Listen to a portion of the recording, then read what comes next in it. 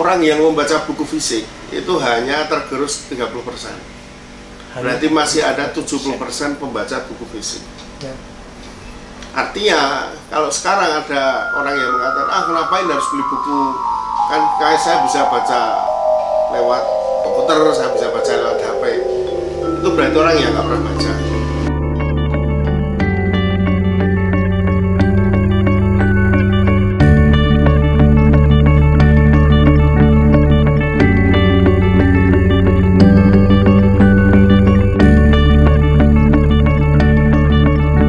Jadi kita ngomong soal konteks buku. Dulu, setahu saya, sebelum saya, yang bisa melahirkan penerbitan itu adalah juragan, artinya orang yang kapital, budayawan, kemudian intelektual. Nah kok ya bukan segalanya tadi, bukan tiga tadi, kok wali-walinya menerbitkan buku. Itu kesimpulannya. Hanya karena saya cinta pada buku. Hanya karena cinta. Cinta itu tidak bisa ditanya, cinta itu tidak ada alasan. Cinta itu datang tak diundang, pergi tak diantar. Jadi cinta dan tunjul itu ya. Neng ono ora cerita yang apa ya, yang membuat siapapun meyakini bahwa buku bagus itu juga sesuatu yang bermanfaat dalam hidup kita, dalam hidup manusia. Kemudian punya nggak contohnya ketika menerbitkan apa dan sebagainya. Saya itu begini, ini untuk perbandingan saja. Saya pernah menulis tentang motivasi hidup. Senang, karena sangat hidup. Terus suatu ketika begini diterbitkan ya. Terus beberapa tahun kemudian ada orang yang mengirim email ke aku. Dia menyatakan terima kasih bahwa aku sudah menyelamatkan hidup dia dengan membaca buku itu. Saya sih sudah lupa itu apa saja, tapi intinya ya kita yang bisa menolong diri kita. Intinya itu yang mengingatkan Ini yang hampir kaitannya dengan itu ya. Kalau saya gitu, ketika saya bertemu dengan orang-orang yang sekarang umurnya 50 atau 45 itu ya. Dan kemudian mereka mengerti ternyata saya pendiri Bentang. Mereka kemudian mengatakan, oh saya waktu mahasiswa dulu, hari-hari saya diisi dengan membaca buku-buku yang Anda terbitkan. Wah, itu senang sekali. Ya. Misalnya apa? Saksi Mata, Suhogi, Kunto Wijaya dan sebagainya. Ya. Itu kebahagiaannya. Bahagia sederhana tak? Tidak terbayarkan. Ya. 3 hari tapi. 3 hari. Konsang ngono kok. Artinya orang-orang yang sampai pada merasuk pada dunia di luar yang wantah, dunia yang di luar hal yang lahiriah itu bisa terkomunikasikan dalam berbagai bentuknya ya. Ada penyanyi, ada seniman, ada pelukis, ada bahkan penerbit buku tadi yang bisa membuat seseorang itu ada kayak misalnya penggemar Leo Christie itu. Yeah. Itu dia bisa mengatakan bahwa Leo itu yang memotivasi saya karena dia menyemangati saya, menemani saya belajar. Ya karena dia sinau kan lagu-lagu. Itu membuat dia punya energi gitu. Yang kayak gitu itu kan komunikasi apa ya? Komunikasi meta yang tidak bisa diuraikan. Sampai saat ini setiap hari saya tidak melewatkan untuk mendengarkan lagu Leo Christie dan Ari Reda. Ya. Yang kalau Ari Reda yang puisi Sapardi. Ya, puisi Sapardi, Gunawan. Oh ya, sekarang dia merambah kemana-mana. Ada Gunawan juga. Ya. Hampir setiap hari, meskipun satu lagu. Ya. Boleh hitung-hitungan berapa judul buku yang sudah kamu terbitkan? Sebetulnya nggak banyak ya. Paling hanya 500 ya. 500 judul. Kalau sebagai penerbit yang menyeleksi naskah sendiri, artinya 500 judul 500 yang kamu baca judul selama 12 tahun. 500 judul lebih ya. 500 judul selama kira-kira 15 tahun lah. 15 tahun. Silahkan dibagi, saya nggak bawa kalkulator dan agak parah dalam soal hitung-hitungan. Itu jumlah yang saya kira cukup dahsyat, apalagi kalau misalnya tadi dikatakan bahwa buku yang diterbitkan adalah buku yang menurut saya penilaian saya sangat personal gitu. Kriteria-kriterianya dia yang menentukan, apapunnya itu beliau yang menentukan, dan mungkin hanya dengan mata batin dia dan sebagainya, hitung-hitungannya saya nggak ngerti dia ngitung juga ini laku nggak, karena tadi kan pernyataannya gitu kan, nggak penting buku yang bukan buku yang dibutuhkan, tapi buku yang saya sukai kan susah. Jumlah penerbit buku di Jogja katakanlah gitu sekarang hampir sama dengan ketika zaman booming reformasi dulu gitu. Artinya kan dari sisi yang lain nih. Tapi bedanya dulu dan sekarang mungkin sama-sama ingin cari duit lah ya. Itu kalau sekarang buku-buku yang diterbitkan itu kelihatan banget kalau cari duitnya itu. Kalau berorientasi pasarnya kuat banget. Barangkali anak-anak sekarang makin pintar dalam berbisnis. Karena hanya orang yang pintar berbisnis lah orang yang berpikir soal pasar. Sorry, nanya dulu. Penciuman kamu, hidung kamu itu dalam soal orientasi tadi, kenapa bisa mengatakan begitu? Apa yang bisa kamu lihat dari perbukuan sekarang? Judul, tema, jenis.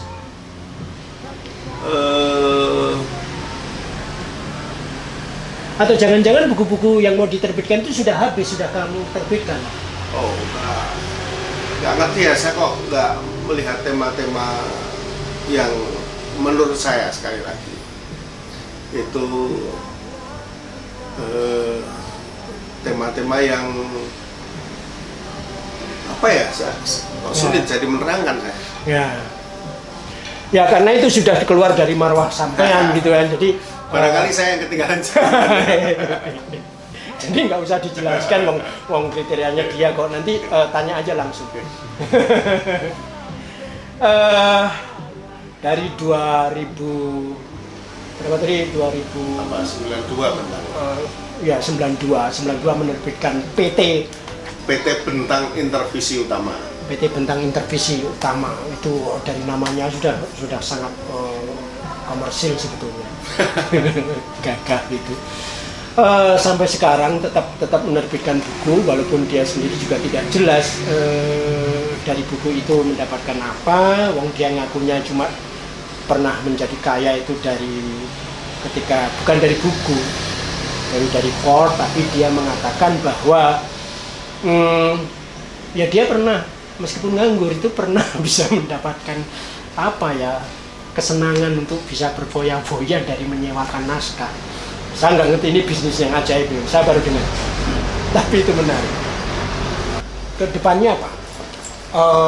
Sebelum dijawab, ini buku terbaru dari Mata Bangsa, Keluarga Jawa. Ya buku ini. Kalau saya lagi nggak punya ide, tak serahkan si Om. Kalau dia itu punya ide terus. Berapa lama dia? Apa ya? Pengerjaan ini? Oh tergantung. Berapa lama nggak tahu? Lupa saya ini. Sorry, pertanyaannya Di. Kamu menagih berapa kali? Paling 3 kali. Oh itu cepet itu, lagi itu cepet. Oh sekarang ada buku yang belum terbit, yang akan terbit tanggal 15 besok. Judulnya Indonesia dan Masa Lalunya. Wow. Itu yang desain cover si Ong dan bagus sekali. Ketika saya masukkan di Facebook yang like 425-an gitu ya. Itu kayak calon pembeli ya? Itu bikinnya malah cepet. Ya paling 5 hari gitu. Karena apa? Karena saya pernah tahu bahwa si Ong pernah menggambar itu. Oh gitu. Tinggal yang itu Ong. Oke, tinggal kirim aja. Oh, rahasianya gitu. Saya pikir karena kamu lagi butuh apa, Om? Bukan itu ya? Si Ong itu saya bayar belakangan kalau saya punya duit. Kalau ingat. Nah, kalau ingat selalu ingat kalau saya punya duit. Dilalahnya lupa terus kan. Oke, itu buku dari Mata Bangsa tahun 2021, jadi masih anyar lah.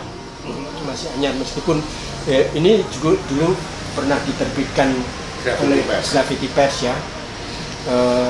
Sekalian dengan waktu itu beberapa bukunya Clifford Geertz ya. Mata Bangsa itu sedang merancang atau sedang membuat proposal yang sudah kita kirimkan ke berbagai daerah supaya daerah tersebut membuat ensiklopedi daerahnya sendiri. Ya. Dulu kami pernah bikin ensiklopedi Pamekasan ya, kerjasama dengan UGM. Ya. Nah, setelah kita, sebelum ini kita bikin ensiklopedi Jawa Barat. Nah, kita sedang insya Allah mau menerbitkan ensiklopedi Jawa Tengah, ensiklopedi NTB, ensiklopedi Sulsel, dan semoga itu tahun inilah saya bisa menerbitkan minimal 5 ensiklopedi. Di Indonesia ini ada 34 provinsi. Ya. Anda sudah menggarap 5. Baru dua. Berarti ada peluang masih banyak nih. Agak sulit karena kalau tidak kepala daerahnya kata-kata ensiklopedia aja nggak ngerti. Yang Anda maksud ensiklopedi kayak apa nih? Ya supaya nanti didengarkan kalau terus. Ensiklopedi daerah misalnya, itu temanya alam, masyarakat dan budaya. Ya. Ya berkaitan dengan itu. Ya. Rata-rata berkaitan dengan itu kecuali daerahnya minta yang lain. Anda nggak punya ini ya, nggak punya ensiklopedi NU itu ya? Ada. Boleh aku pamerin nggak?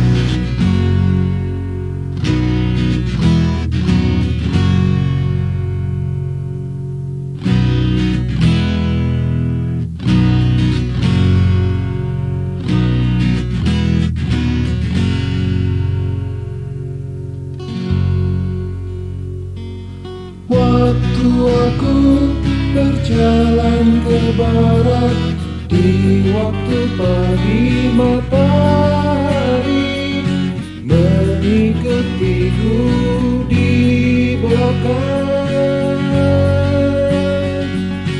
Aku berjalan mengikuti bayang-bayangku sendiri yang memanjang di depan. Aku dan matahari tidak bertengkar tentang siapa di antara kami yang telah menciptakan bayang-bayang. Aku dan bayang-bayang tidak bertengkar. Dari semua buku ini, Bung, berapa yang kamu baca, Bung? 10%. Selebihnya belum sempat. Saya itu kan penyuka buku, tidak harus dibaca semua, nggak ada waktu. Beli buku untuk apa? Ya seneng aja.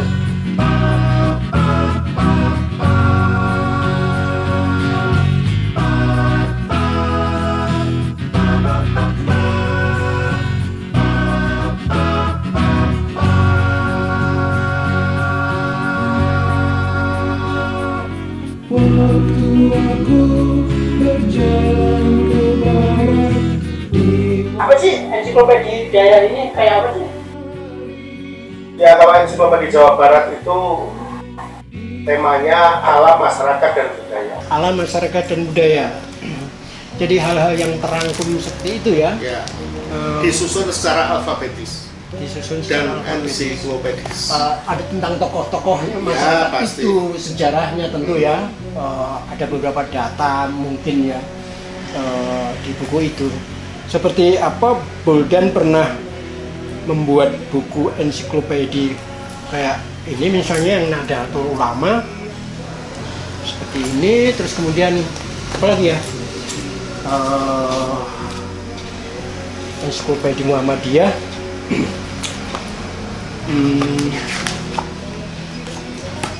Ini yang sama ya, sejarah tokoh. Kalau ini sejarah tokoh dan pemikiran. Sejarah tokoh dan kalau pemikiran. Itu sejarah tokoh dan hasanah pesantren. Oh beda. Sejarah tokoh. Masing-masing 3 jilid. Yang Muhammadiyah 3 jilid, yang NU 4 jilid. Bol, kalau Anda menerbitkan buku-buku yang setebal bantal begini